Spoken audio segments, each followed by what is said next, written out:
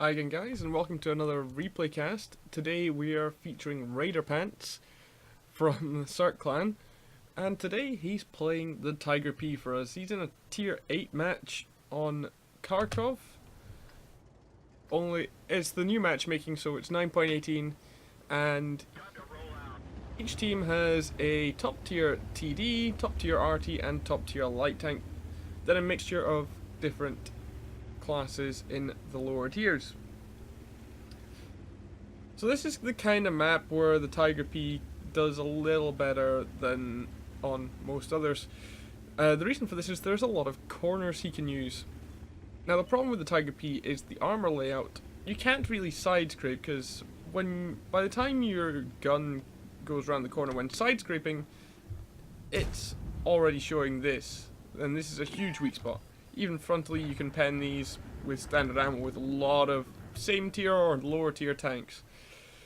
So yeah, that's a bit of a problem. What it can do, however, is when it's going round a corner, instead of side scraping, it has this front plate at this sort of angle, so the gun is kind of pointing over where the armor plate joins. So you've got this much thicker part here going around the corner first and hiding the shoulder here.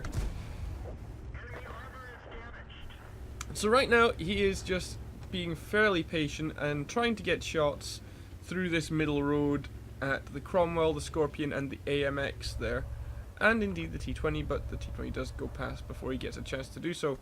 And he's using these piles of rubble to, well, cover most of his tank without the need to really angle too much. Just an unfortunate bounce off the front of the Scorpion. It's not something you see every day. Just a complete ricochet. Cromwell trying to hit his cupola there, failing to do so, and then Raiderpants getting an unfortunate low roll. This is a 240 alpha gun, remember, the long 88. Cromwell ends up hitting his gun mantlet there as well. He does actually get pretty lucky because you can, and even luckier here, because he is flat on to the opponents that can shoot him, and as you can see the AMX managed to get a shot into his side there. And it's not looking very good for his team, already down 3-6. Brought it back to 4-6 however. And that friendly Cromwell there is chasing down the enemy E25, which is useful because E25s are not something you want running around. But that Cromwell's now in a bit of trouble here. He's got an enemy Cromwell after him. Meanwhile, enemy Tiger P seems to be ignoring the fact that there's a Cromwell now sitting behind him that could use some help. And now that enemy Cromwell is dead, so now Raiderpants can help deal with this Tiger P. Meanwhile, the LTTB is complaining about the friendly Rheinmetall Borsig being AFK when he's actually not. He's just quite a passive player, as are quite a lot of Borsig players indeed. And just as the Arty stuns Raiderpants there, the enemy Tiger P is taken down by the Cromwell.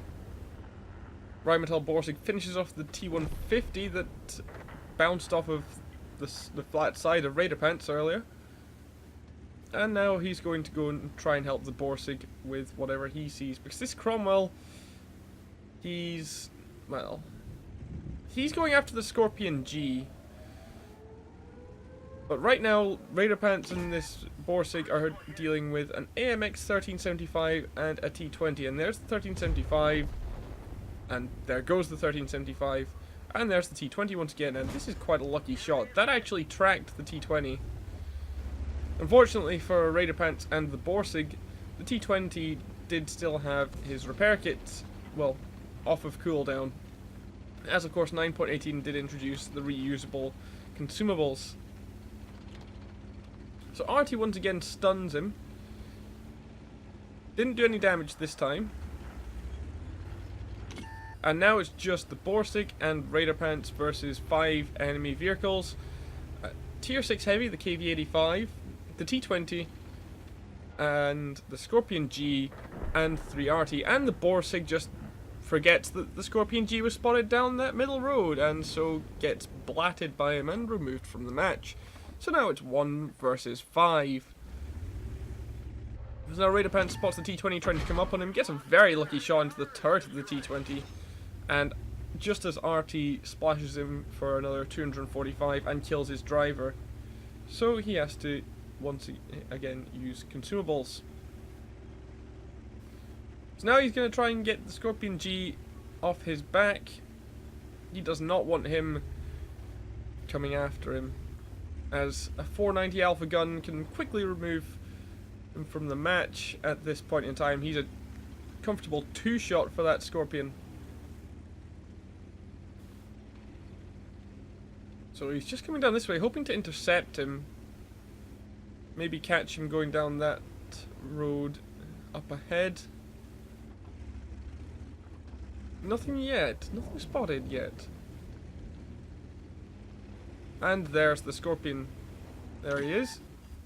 He does have the HE loaded for the Scorpion, but he doesn't have a good shot at him, and he does know that the enemy Arty is looking for him as well. So he waits till he gets unspotted. Pokes around the corner again to see if he can acquire the target. Does not do so. He's hoping that the Scorpion is still around this corner. And indeed he is, and he gets the shot off first, finishing off the Scorpion. He does start heading down this road towards the enemy base. Well, here he stops to just get in cover from Arty, because he doesn't really want to be shot anymore by them. And then he turns back this way. I wouldn't blame him if he starts heading towards the enemy base to try and pick off Arty, but he's heading back just now. Maybe to catch the M44 if he tries to cap, as the M44 is now the quickest tank on the enemy team out of those that are left.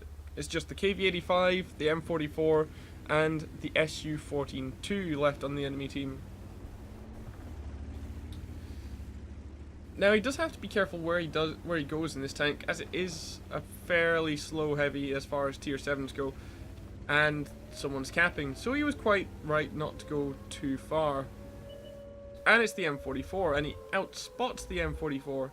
Arty doesn't have particularly good view range, and he puts a shell right through the front of the M44. He does start chasing after him here. The M44 does pull back down into the little dip that's just behind the cap circle, which a lot of players do end up doing to try and escape if they are trying to cap and someone interrupts them, such as this. Now Raiderpants does expect him to be going down towards the low ground over here. However, this isn't going to be the case, as we're going to see shortly.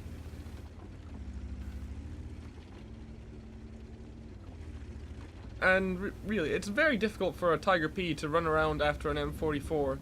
The M44 actually has quite a nice top speed, and it's quite maneuverable as far as artillery goes. And it can quite easily outrun the Tiger P,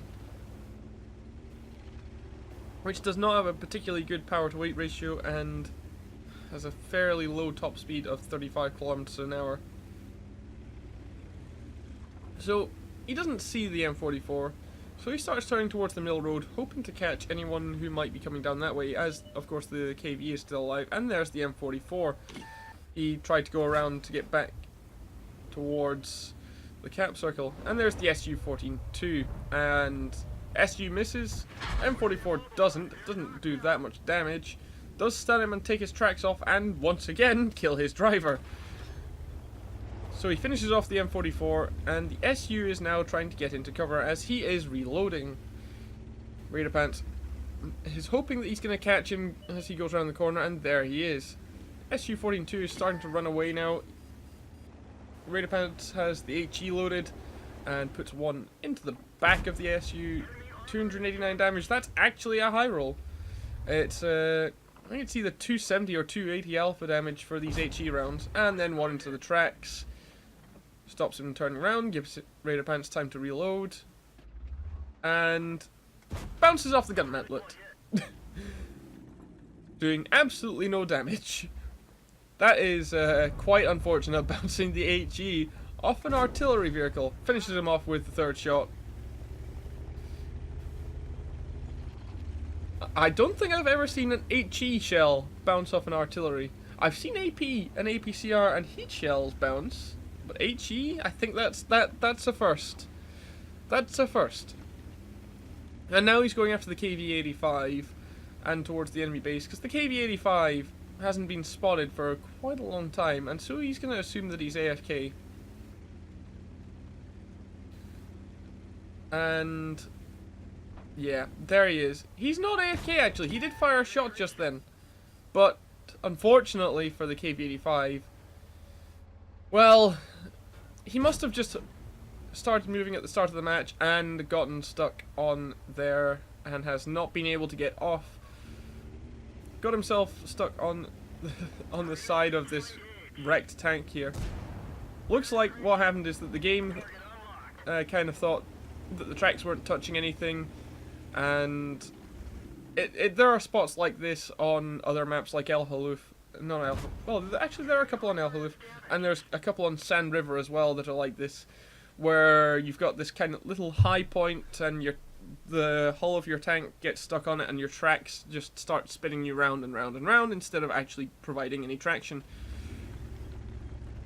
And I think this is a similar situation here, and the KV-85, who is obviously still here, has just given up. And so Raiderpants, he starts capping, trying to get some extra XP for this. He wants as much as he can possibly get out of this match, and who can blame him? He's done well. He might as well get the extra. For some reason, the friendly E25 pings the friendly base when there's only the KV-85. And he's having a casual discussion with the friendly T-34-85 as to whether he should full cap or not. Personally, I would full cap, and then as soon as it hits 100%, then you can get the Invader medal.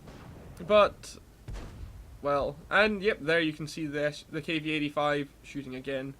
He's given up. He knows that there's nothing he can do here. And finishes off the KV just there. And that is the end of the match.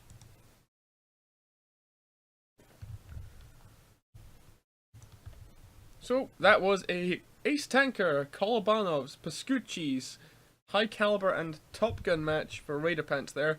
Though I think he could have waited just the tiniest bit longer and gotten the Invader medal as well.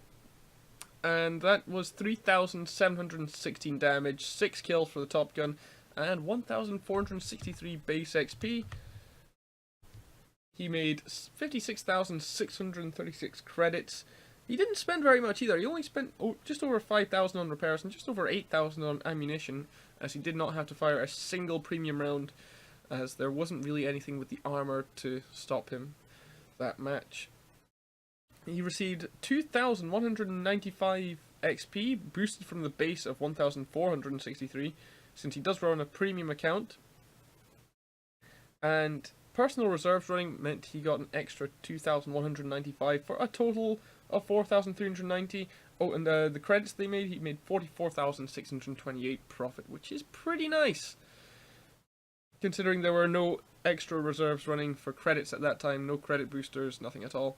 It was an XP boost that he was using, I think, for an extra 100%, which doubles your XP. So, quite a nice match there for Raiderpants and his Tiger P. It's honestly not that often that I see this tank excelling, and it's pretty sad because this is a tank that I feel could be so much better. And the problem with it is the mobility combined with the awkward armor layout and the lack of DPM.